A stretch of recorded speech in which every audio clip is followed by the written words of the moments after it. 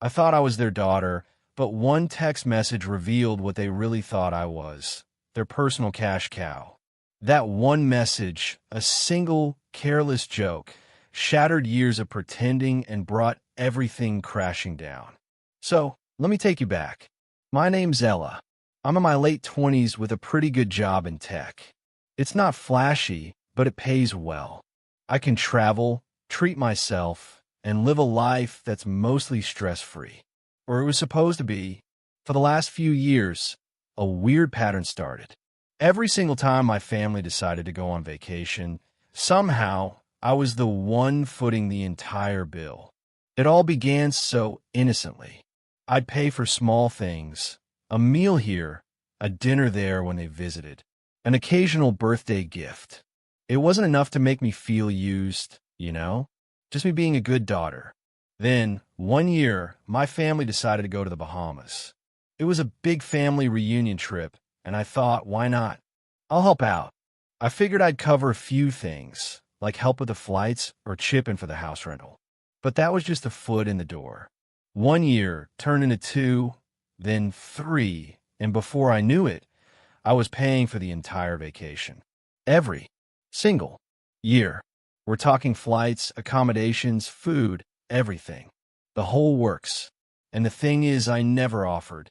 It just happened. First, it was my parents asking. Then my siblings jumped on board. And pretty soon, my cousins were expecting it too. Suddenly, I was the go-to person for travel money. And don't even get me started on the guilt trips. It was always, Ella, we know you have the money. You're doing so well. Or we just can't afford it, and you know how much we need this time together as a family. You don't mind, right? Every time that uneasy feeling crept in, I just push it down. I tell myself, it's not a big deal. Family is family, right? But after the 5th year of funding everyone's getaway without so much as a real thank you, I started to feel, a little taken for granted. I finally snapped one day. I'd just gotten back from this grueling work trip, completely exhausted, and I was just lying on my couch trying to exist. My phone buzzed. It was my mom. Hey, sweetie, we're planning our next trip. Just want to let you know it's going to be another expensive one, but don't worry, your dad and I already talked, and we've got it covered. She went on and on about how excited everyone was. I didn't reply right away. Something felt off. It just didn't sit right with me. Then, a few hours later, I got a notification from the family group chat. My dad had started it. They were all talking about the vacation, planning every detail. And then, my uncle, who is notorious for having no filter, casually typed in the chat, Ella won't mind paying for this one either. She's always been our cash cow, haha. I don't know what hit me harder. The fact that he called me a cash cow, or the fact that my own parents, just let that comment hang there. No reply. No, hey, that's not cool. Nothing. The message just sat there, and they all kept planning around it. And here I was, the person who made all of this possible, being called their cash cow. For a minute, I was just in shock. I reread the message. Then again, it hit me like a ton of bricks. They were all in on it. They didn't see me as their daughter or their niece. They saw me as a walking bank. The realization just washed over me. My generosity wasn't just being taken for granted. It was expected. It was my role. I didn't reply to the message. I just stared at my phone, my mind racing. And right then, I made a decision. I was going to let them pay for this vacation themselves. I didn't say a word to anyone. I just stayed silent, waiting. Fast forward to the day the trip was supposed to be booked. My mom texted me again. Hey, Ella, we're all set for the Bahamas. We were thinking of upgrading to a bigger house, and we're hoping you could help with the extra expenses. You know, we really need this getaway. The usual guilt-laced message. This time, I waited a few hours. Then I did something I never thought I'd have the guts to do. I sent a message back to the whole family group. I think it's time you all handle it on your own this year. I've been covering everything for the last 5 years, and it's time you all pitch in. I can't keep doing this. And then I just sat back, and I waited. The phone call started the next day. My mom, my dad, my siblings, all of them, one after another, asking the same shock question, "What do you mean you're not going to help?" The more they called, the more I saw just how deep the entitlement ran. "Ella, come on," my mom pleaded. "We've always helped you when you needed us. This is family. We can't afford it without you." "You didn't ask to help me all these years." I snapped back, my voice shaking. "You just assumed, and I let it happen. But I'm done." The tension was so thick, I could feel it through the phone. The next morning, I got a text from my dad. It wasn't what I expected. It was short and sharp. "Ella, I need you to come to the house. Your mother and I need to talk. Now." I knew this was going to be bad. I drove over, my stomach in knots. When I walked in, my mom was at the kitchen table, arms crossed, looking more serious than I'd ever seen her. My dad was pacing. "Ella, you don't understand," my dad started. "We didn't want to ask you for money again, but this is different." I could feel my heart pounding. "I've been helping for years. I don't know how many times I've paid for everything. I can't keep doing it. It's not fair." My mom sighed.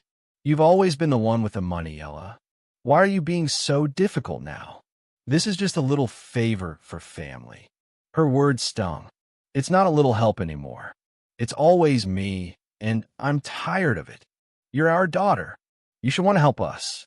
You owe us." My dad suddenly snapped, his voice rising. That one word, oh, it made my blood boil. "I don't owe anyone anything," I said, struggling to keep my voice even. "I helped because I wanted to. That's not the same as being taken for granted." My mom's eyes narrowed. She got up and walked toward me, her voice cracking. "So you're just going to abandon your family after everything we've done for you?" The guilt was practically dripping from her words. But I wasn't falling for it. Not anymore. "No. I'm just saying no. You all can handle it on your own this time." The room was silent. Then my dad, his face flushed with anger, slammed his fist on the table. "You selfish little brat. We raised you to be better than this." I was just done. It wasn't about the money anymore. It was about them seeing me not as their daughter, but as their financial safety net. I turned to leave, and as I reached for the door, my dad's voice cut through the air.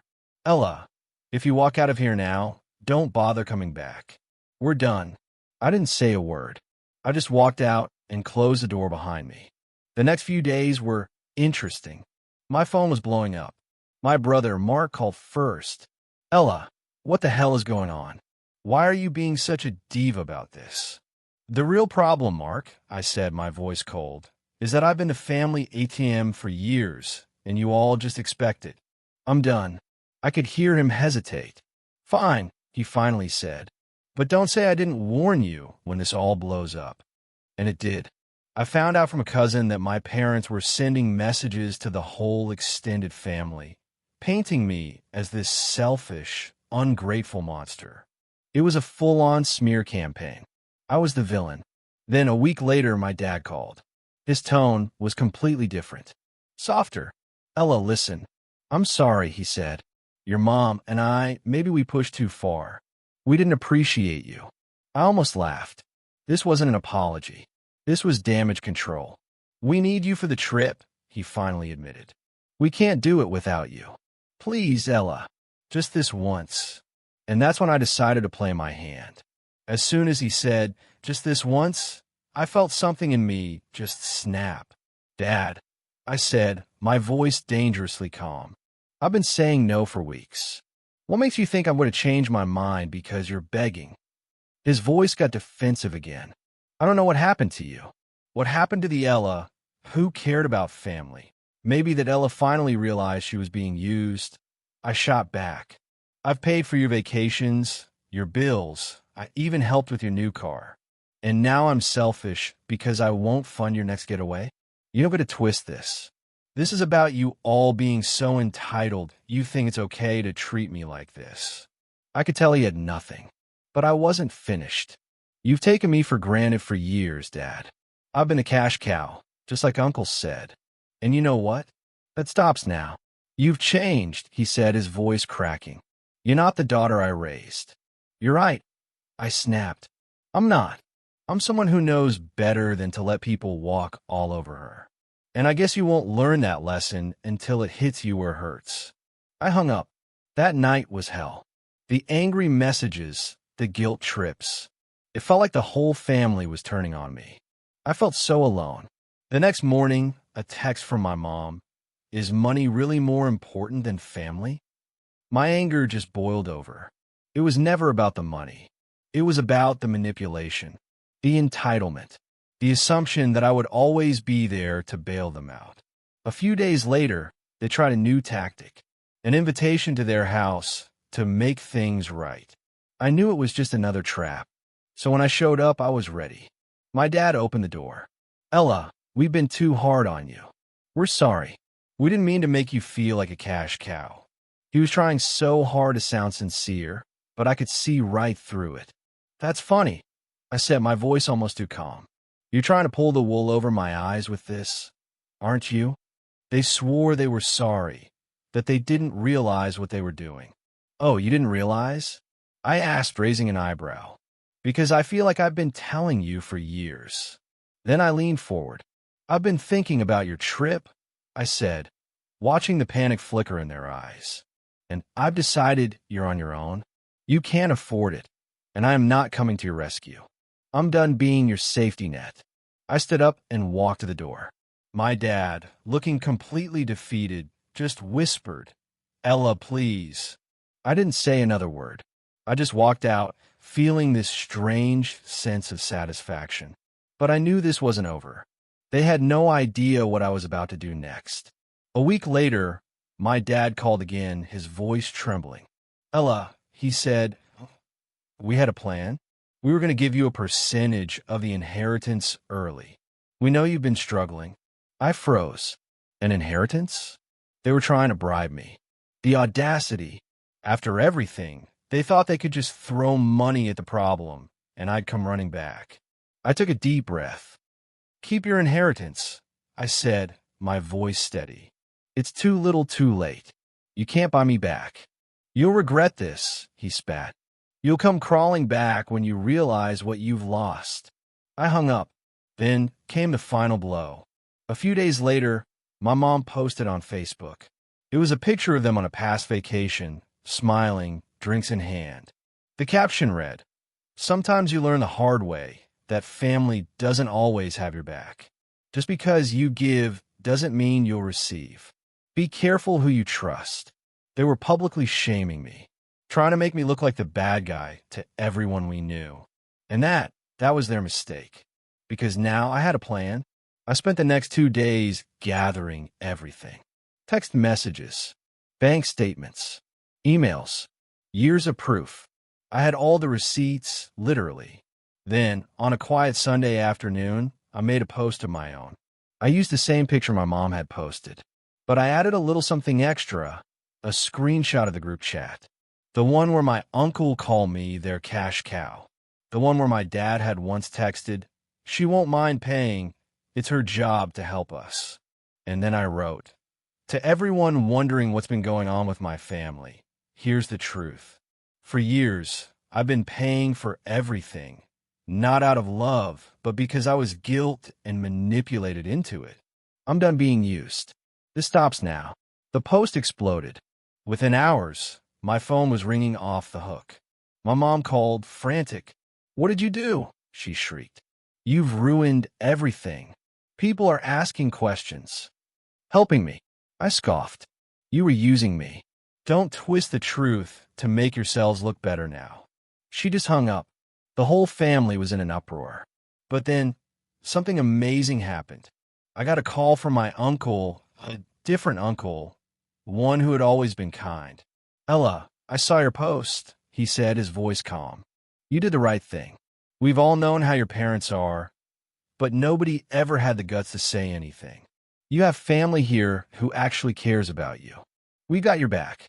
Hearing that, I just broke down and cried. Not from sadness, but from pure relief. I've been told my whole life that family was supposed to have your back, but I never realized I had support from people who actually meant it. My parents tried to reach out again, of course, but this time I didn't answer. The games they played for years were finally over. The truth was out there for everyone to see. I was done being their cash cow. And for the first time in a very, very long time, I felt free.